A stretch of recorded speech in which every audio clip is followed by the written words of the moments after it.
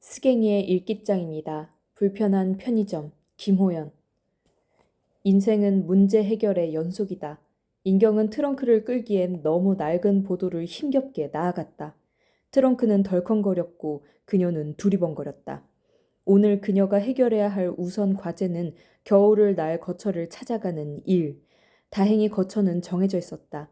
하지만 길치인 그녀에게 서울의 오래된 동네 골목을 헤매며 집을 찾는 건 결코 쉬운 일이 아니었다.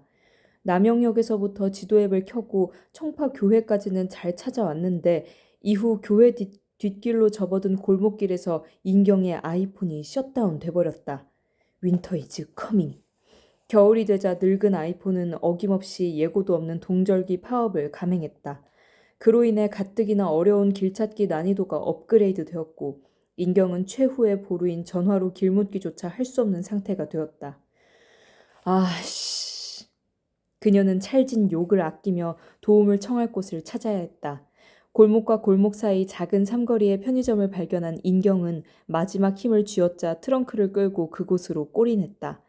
편의점인데 편의를 좀 봐주지 않을까. 그녀는 트렁크를 출입문 근처에 놔두고 눈앞에 보이는 판매대에서 직사각형 초콜릿을 집었다. 몸을 돌리니 바로 계산대였고 큰 키의 20대 여자 알바가 계산대에 선 채 인경의 행동을 지켜보고 있었다. 초콜릿 계산을 마친 인경은 즉시 포장을 뜯어 한 입 씹었다. 떨어진 당이 보충되자 트렁크를 끌고 오느라 후들거리던 팔과 다리도 진정이 되는 듯했다. 인경은 알바가 자신을 눈여겨보고 있다는 걸 의식하며 와작와작 초콜릿 하나를 다 먹었다. 그러고 나서 껌을 씹듯 입속에 남은 초콜릿을 들거이며 알바에게 넉살 좋게 말했다. 전화 한 통 쓸 수 있을까요? 알바는 통화를 허락했고 인경은 눈인사와 함께 서둘러 트렁크를 눕힌 뒤 열었다.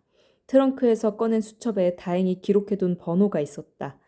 편의점 유선전화로 번호를 누르자 잠시 후 앳된 여대생의 목소리가 수화기 너머에서 들려왔다. 인경은 자신의 이름을 밝히고 휴대폰 배터리가 다 되어 편의점에서 연락을 하게 됐다고 자초지종을 설명했다. 편의점이요?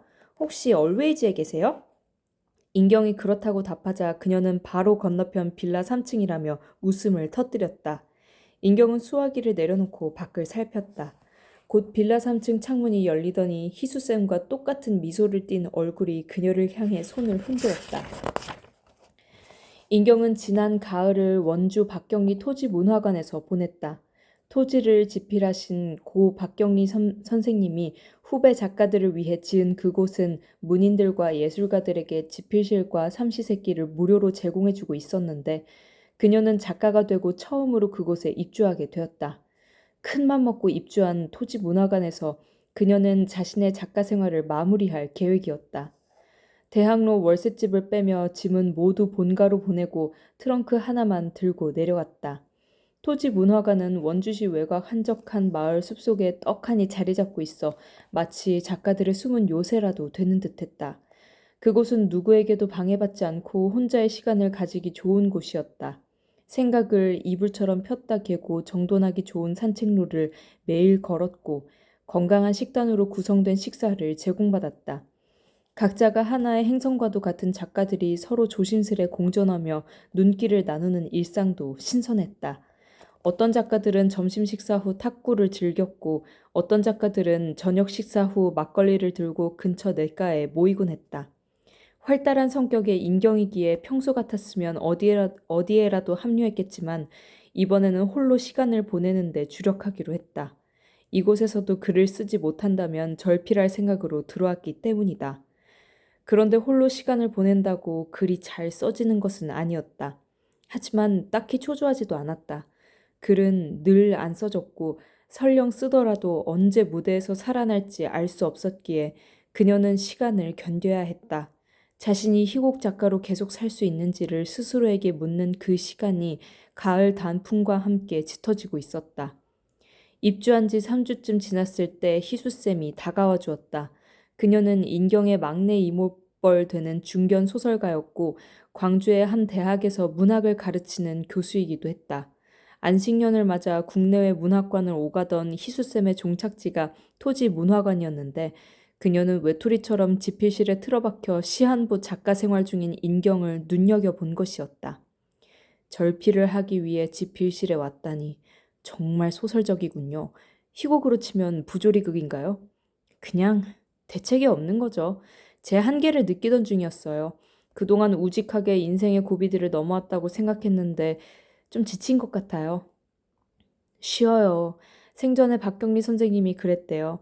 여기 작가들 글 안 쓰고 어슬렁대는 것 같아도 그게 다 지필 행위니까 건드리지 말라고. 정 작가도 비울 건 비우고 작품 생각하며 시간 보내요.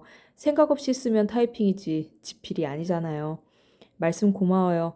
저는 정식으로 글을 배운 적이 없어서 교수님 같은 분이 해주시는 말이 큰 도움이 되네요. 교수 말고 쌤 해요. 희수쌤이라 불러요. 그리고 산책 갈 때 혼자 가지 말고 종종 같이 다닙시다. 첫 번째 함께한 산책길에서 희수쌤은 인경의 마음을 다독여 주었다. 그녀는 이후로 희수쌤과 계속 산책을 다녔다. 문화관 부근 연세대 캠퍼스의 호수 산책로를 걸었고 주변의 임도 산책로를 찾아다녔다. 입주 기간이 끝날 즈음엔 함께 치악산에 올랐고 헤어지는 것이 아쉬운 단단한 동행을 얻었다고 느꼈다. 집필실 퇴실을 일주일 앞두고 희수쌤은 인경의 행선지를 물었다. 인경은 이곳에서 많이 쓰진 못했지만 좋은 기운을 얻었고 서울로 돌아가 다시 집필실을 구할 거라고 답했다. 작가 은퇴는 유보되었고 그것이 수학이라면 수학이었다. 서울에서 펼친 꿈을 서울에서 마무리하고 싶다는 그녀의 다짐에 희수쌤은 고개를 끄덕였다. 집필실은 어디에 구할 거예요? 희수쌤이 물었다. 그녀는 고시원을 생각 중이었다. 돈도 부족했고 의지도 부족했기에 고시원에 들어가 배수진을 쳐야 할 듯했다. 인경은 고시원에서 겨울을 나며 작품 하나 품어내지 못한다면 미련을 접고 고향 부산으로 내려갈 거라고 답했다. 부산에 가면 할 일은 많았다. 가업이 자리한 부평동 깡통시장에서 일해도 되고 친구들의 가게만 다녀도 할 일은 많았다. 부모님은 맞선 보기를 종용할 것이고 흐름을 거스르지 않는다면 결혼도 하고 아이도 낳으며 살겠지. 고향에 가면 글쓰기 빼고 모든 걸 할 수 있을 거예요. 인경이 수줍게 웃으며 말했고 희수쌤이 어색한 미소로 답해 주었다. 다음날 희수쌤이 괜찮으면 고시원이 아닌 곳은 어떠냐고 물어왔다. 그녀의 대학생 딸이 방학에 광주 본가로 내려오면 숙대 앞 전세 빌라가 비어있을 테니 그곳에서 글을 써보라는 제안이었다.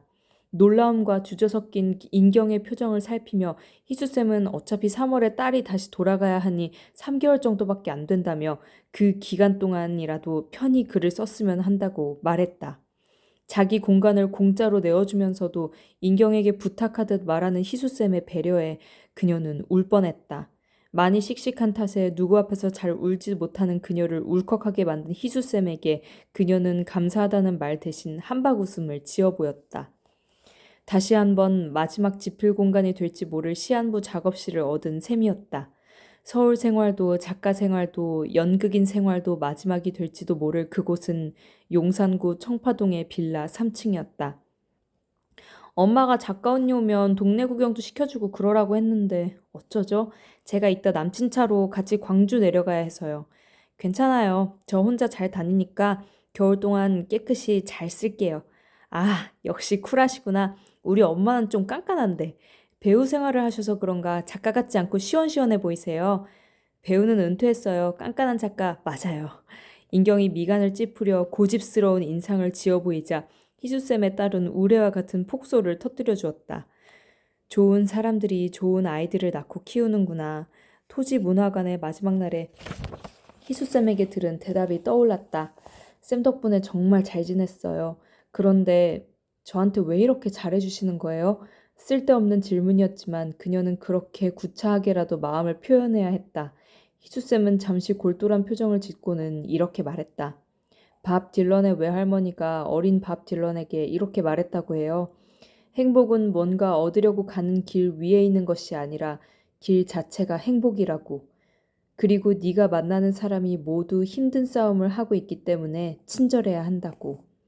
그녀는 이번에 나선 길에서 인경을 만났을 때 왠지 모르게 밥 딜런이 생각났다고 말했다. 충분한 대답이 된 까닭에 인경은 자기도 밥 딜런의 팬이라는 말밖에 할 수 없었다. 밥 딜런이 노벨 문학상을 탄 다음 해에 인경도 작가가 되었다. 가수 밥 딜런이 문학상을 받듯 배우 정인경이 극작가가 됐기에 그녀에게도 그 음유시인은 중요한 위치를 차지하고 있었다. 밥 딜런이 노벨 문학상 수상자로 결정될 즈음 인경은 선배 연출자의 희곡을 비판했다가 공격당했다. 글도 못 쓰는 배우가 주제넘게 아는 척을 했다는 힐난은 받아들이기 힘들었다. 그래서 인경은 틈틈이 써왔던 희곡을 그해 말 한 신문사의 신춘문예에 투고했고 보란듯이 당선되었다.